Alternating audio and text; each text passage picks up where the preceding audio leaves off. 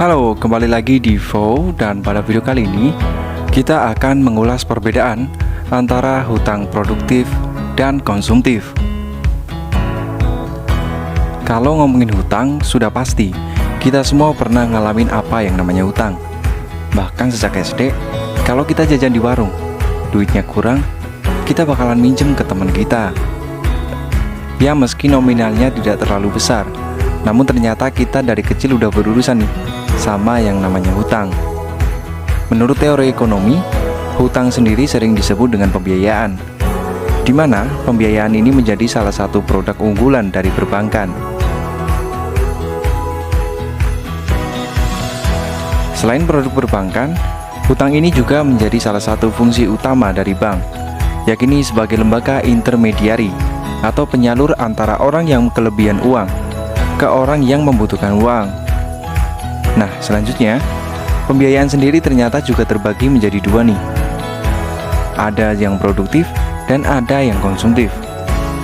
Yang termasuk dalam pembiayaan produktif tuh misalnya, kita ambil pinjaman dari bank untuk keperluan pengembangan usaha, entah apapun jenis usahanya, baik jasa maupun barang. Sementara pembiayaan konsumtif, misalnya dana pendidikan, dana renovasi, beli rumah, beli mobil, dan segala kebutuhan konsumtif yang lain. Jadi udah paham ya, mana biaya produktif dan mana pembiayaan yang konsumtif. Lalu bagusan yang mana sih antara pembiayaan produktif dan konsumtif? Sebenarnya masing-masing memiliki fungsi yang berbeda. Meski sering kita menemui entah itu dari teman kita atau orang tua kita, mereka mesti memilih kredit produktif sebagai kredit yang paling bagus. Namun, belum tentu juga sih apakah kredit produktif ini lebih bagus dari kredit konsumtif. Karena sebenarnya, bagus tidaknya pembiayaan itu tergantung dari kondisi kita masing-masing.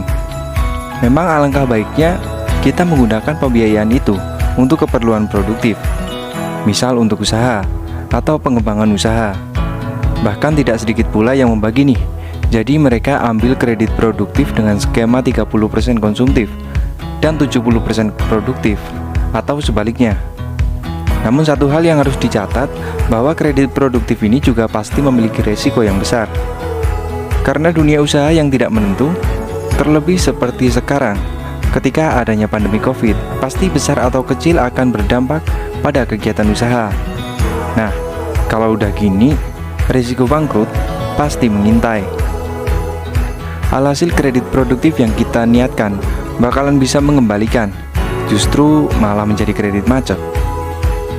Sementara kredit konsumtif sering dinilai kurang baik karena penggunaan kata konsumtif yang cenderung boros. Namun sebenarnya ada loh manfaat dari kredit konsumtif.